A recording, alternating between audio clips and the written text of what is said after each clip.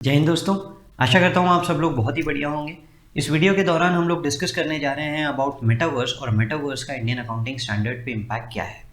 अब आप कहेंगे सर मेटावर्स का इंडियन अकाउंटिंग स्टैंडर्ड से क्या लेना देना। मेटावर्स फेसबुक का है, फेसबुक फॉरेन में है, मतलब हम इंडिया में उसके बारे में डिस्कशन ही क्यों कर रहे हैं। तो इस पूरे के पूरे डाउट को क्लियर करने के लिए वीडियो बनाया गया है। आगे बढ़ने से पहले मेरा रिक्वेस्ट है आप लोगों से कि इस चैनल को सब्सक्राइब करके रखिए। आने वाले दिनों में हम कई सारे ऐसे और वीडियोस लेके आएंगे और साथ ही साथ हमारा जो फाइनेंशियल रिपोर्टिंग है उसके रिवीजन सेशंस भी आगे कंडक्ट होने वाले हैं। अगर वीडियो पसंद आता है तो वीडियो को लाइक भी कीजिएगा। चलिए डिस्कस करते हैं और पहले जानते हैं यार ये मेटावर्स क्या है। अगर आप मेटावर्स के बारे में फेस या गूगल पे डालेंगे तो गूगल आपको बोलेगा कि ये बेसिकली क्या है। ऊपर एक डेफिनेशन दिया हुआ रहेगा जिसका हमारा मेन प्राइमरी वर्ड है कि ये एक वर्चुअल वर्ल्ड है। वर्चुअल वर्ल्ड यानी कि जिस तरह से हम जिस दुनिया में रह रहे हैं उसी तरह का एक ऑल्टरनेट रियलिटी बनाया गया है जहाँ पे भी रहा जा सकता है। अब ये ऑल्टरनेट रियलिटी वर्क कैसे करेगा। इस ऑल्टरनेट रियलिटी के लिए उन्होंने जैसे हमारा ग्लोब है उस तरह का उन्होंने अपना एक पूरा का पूरा लैंड बना दिया है। तो ये है हमारा पूरा का पूरा मेटावर्स का लैंड। और इस मेटावर्स के लैंड के अंदर में मेटा जो इस कंपनी के फाउंडर्स है ये वर्चुअल लैंड के अंदर में प्रॉपर्टीज़ को कर रहे हैं सेल। ये सेल कर रहे हैं with the help of various agents. One of the agent है सैंडबॉक्स, यानी आप इस वर्चुअल दुनिया के अंदर में ज़मीन खरीद सकते हैं। अब आप बोलोगे सर हम यहाँ पे ज़मीन खरीदे क्यों। क्योंकि ये एक ऑल्टरनेट रियलिटी है जहाँ पे कई सारे लोग, जैसे मेटा वर्चुअल के बारे में आप लोग बहुत कुछ जानते होंगे, नहीं जानते होंगे तो वीडियोस यूट्यूब के ऊपर सर्च कीजिए, आपको ज़रूर मिलेंगे। लोग इस दुनिया में virtual reality, virtual gaming, virtual shows वगैरह अटेंड करने के लिए, ऑल्टरनेट रियलिटी में रहने के लिए पसंद कर रहे हैं। इनफैक्ट ऐसा कहा जाता है कि by 2026 25% of world's population at least 1 hour metaverse के अंदर में अपना टाइम स्पेंड कर रही होगी। अब ये बात आपको सही लगे गलत लगे ये मैटर नहीं करता, पर यह है कि एक जगह है जहाँ पे एक अच्छा खासा क्राउड आने वाला है। तो जाहिर सी का बात है हर कंपनी अपना प्रोडक्ट यहाँ पे लॉन्च ज़रूर करना चाहेगी, अपने आप को एडवर्टाइज ज़रूर करना चाहेगी, अपना प्रेजेंस यहाँ ज़रूर रखना चाहेगी। तो ये जो लैंड है यहाँ पे सैंडबॉक्स कई सारी कंपनीज को इन प्रॉपर्टीज़ को सेल कर रहा है। अगर आपको मेरी बात पे यकीन ना हो तो एक बार गूगल पे आप मेटावर्स प्रॉपर्टी प्राइजेस लिखना और आपको दिखेगा। मैं जिस दिन ये वीडियो रिकॉर्ड कर रहा हूँ उससे 6 दिन पहले सैंडबॉक्स ने एक प्रॉपर्टी $1.66 मिलियन में सेल किया है, वर्चुअल प्रॉपर्टी को। और उसी के नीचे आपको ये भी मिलेगा कि मेटावर्स के लैंड अभी भी लोगों को अट्रैक्ट करते हैं डिस्पाइट द स्लो डाउन यानी recession in the world market. इसके अलावा इसका इंडियन कनेक्ट के बारे में अगर मैं बात करूँ तो दिलेर मेहंदी ने बल्ले बल्ले लैंड के नाम से ऑलरेडी एक लैंड वहाँ पे परचेज कर लिया है जहाँ पे वो लोग लाइव म्यूजिक, कॉन्सर्ट्स वगैरह सब कुछ रखने वाले हैं। मैं थोड़ा बहुत बॉलीवुड कनेक्ट के बारे में आप लोगों को आपका बताऊंगा इसमें कि डिज्नी हॉटस्टार ने रुद्र मूवी को मेटावर्स पे लॉन्च करके रखा है फॉर दिस मतलब वो एक जो लाइव स्ट्रीमिंग या जो एक वो जो वर्चुअल वाला रहता है उस चीज़ को मतलब करने के लिए, पसंद करने के लिए, देखने के लिए कि हाँ यार किस तरह से चलता है।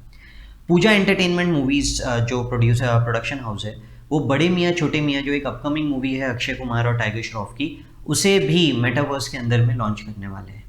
कई सारे लोगों ने वहाँ पे लाइव म्यूज़िक कॉन्सर्ट्स रखे हैं जिसके अंदर में उन लोगों ने ज़बरदस्त लेवल पे रेवेन्यू भी अर्न किया है। आपको इसके बहुत सारे वीडियोस ऑनलाइन मिल जाएंगे देखने के लिए, आप लोग जो मतलब यूट्यूब पे सर्च करेंगे तो मिल जाएगा। आप समझ सकते हैं कि अगर बॉलीवुड भी वहाँ पे जा रहा है मतलब कहीं ना कहीं यहाँ पे एक बहुत बड़ा रेवेन्यू बेस है।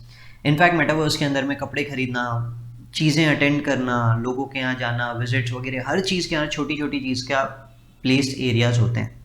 How exactly it will work, जैसे सपोज कीजिए कि एक particular area of the sandbox, ये कौन सा एरिया है मैं अगर उस मैप में आपको दिखाऊं, मैं आपको पहले मैप पे वापस लेके जा रहा हूँ। यहाँ कहीं तो भी अगर आप देखेंगे तो हम इस एरिया की बात कर रहे हैं, ठीक है। तो ये वाला जो एरिया है ये एरिया यहाँ पे आता है जो सैंडबॉक्स सपोज कीजिए कि सेल के लिए निकालता है। अब इसमें से एक पर्टिकुलर लोकेशन है, लेट्स से ये वाला which you want to buy, तो आप इसके लिए सैंडबॉक्स को पे करेंगे। आप कैसे पे करते हैं, NFT वगैरह बहुत सारे टेक्निक्स है, वो सब चीज़ें मिल जाएगी, वो मेरा मेन मुद्दा नहीं है यहाँ पे।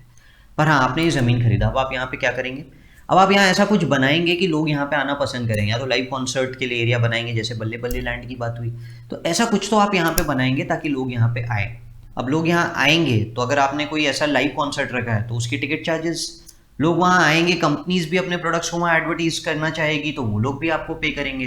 So it can be all together a new business model जिस तरीके से आप खुद यहाँ पे बिजनेस कर सकते हैं अंडर मेटावर्स।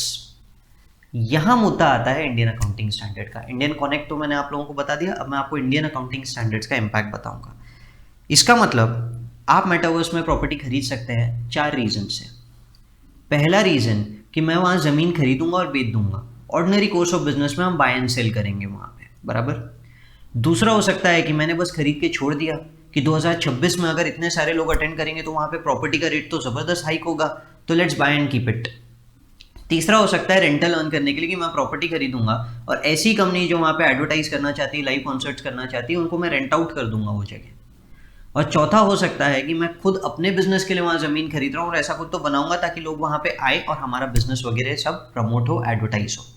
तो it could be either for business purpose, मैं खुद बिजनेस कर रहा हूँ वहाँ पे, मैं वहाँ एडवर्टीजमेंट के लिए लेके बैठा हूँ, रेंटल अर्न के लिए ले रहा हूँ, कैपिटल एप्रिसिएशन या ऑर्डिनरी कोर्स ऑफ बिजनेस। मैंने एमसीक्यू भी डाला था इससे रिलेटेड, तो अब शायद आपको क्लैरिटी आई होगी, समझ में आया होगा कि क्या हो रहा है। और चारों ये पॉइंट ऑफ व्यू से हम लोग इंडियन अकाउंटिंग स्टैंडर्ड इम्पैक्ट देखते हैं। पहला वाला, यार मैंने खरीदा है for ordinary course of business में कि मैं खरीदूंगा बेचूंगा, जैसे ही अच्छा बायर आया मैं बेच दूंगा, मतलब ज़मीन खरीदना बेचना अपना बिजनेस हो गया। डिजिटल लैंड खरीदना बेचना अपना ऑर्डिनरी कोर्स ऑफ बिजनेस हो गया। यार ऐसे में तो ये इन्वेंट्री हो गई, so definitely covered under Indian accounting standard 2। अब आप बोलोगे सर इंडियन अकाउंटिंग स्टैंडर्ड 2 में क्या नॉन फिजिकल एसेट यानी इनटैंजिबल एसेट्स भी कवर होंगे? तो बिल्कुल होंगे, ऐसा तो डेफिनेशन में कहीं नहीं दिया है कि वहाँ सिर्फ टैंजिबल एसेट्स कवर होना चाहिए। तो यस, ये इंडियन अकाउंटिंग स्टैंडर्ड 2 में है। बाकी 3 में मुझे लगता है आगे जाके आईएफआरएस में कहीं ना कुछ चेंज ज़रूर आएगा, पर फिलहाल नहीं है। तो फिलहाल के एंगल से बात करते हैं। आपने ज़मीन खरीदी है, अब ये जो लैंड है, लैंड का आपको इंडियन अकाउंटिंग स्टैंडर्ड में कहीं डेफिनेशन नहीं दिखेगा, but property plant and equipment Indian accounting standard 16 में आपको प्रॉपर्टी का डेफिनेशन मिलता है कि it is nothing but a tangible asset, मतलब जिसका फिजिकल सब्सटेंस है। वर्चुअल लैंड का फिजिकल सब्सटेंस नहीं है फिलहाल। तो लैंड का डेफिनेशन कहीं ना कहीं मुझे लगता है फ्यूचर में ज़रूर चेंज होगा, जैसे जैसे मेटावर्स और ज़्यादा एडवेंट होगा। आज की डेट में ज़रूरत नहीं है क्योंकि मेटावर्स बहुत ज़्यादा अभी बड़े लेवल पे नहीं गया है, बट हाँ अभी नहीं है तो अभी के लिए हम इसे क्या कहेंगे, हम कहेंगे कि अगर मैंने ऐसी कोई डिजिटल चीज़ खरीदी है कैपिटल एप्रिसिएशन पर्पस के लिए या रेंटल अर्न करने के लिए, either case it is not a tangible asset, तो इंडिया 16 इंडिया 40 में नहीं आ सकता। So there is only one standard that is left, Indian accounting standard 38। तो ये either case Indian accounting standard 38 में कवर होगा। मेरे बिजनेस पर्पस के लिए भी सेम कहानी होगी कि इंडियन अकाउंटिंग स्टैंडर्ड 38 में कवर होगा।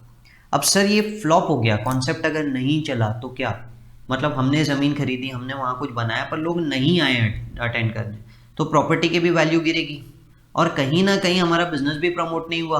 तो ऐसे में हम क्या करेंगे? तो ऐसे में आप उसे इम्पेयर करेंगे under Indian accounting standard 36। I hope मुझे जो बताना था वो मैं पूरे तरीके से आपको समझा पाया हूँ और आप लोगों को उसका इम्पैक्ट भी समझ में आया होगा। वीडियो पसंद आया होगा तो लाइक ज़रूर कीजिएगा, और अगर आप फाइनेंशियल रिपोर्टिंग की फास्ट ट्रैक बैच परचेज करना चाहते हैं तो उसकी लिंक नीचे डिस्क्रिप्शन में दी हुई है। Thank you, all the best.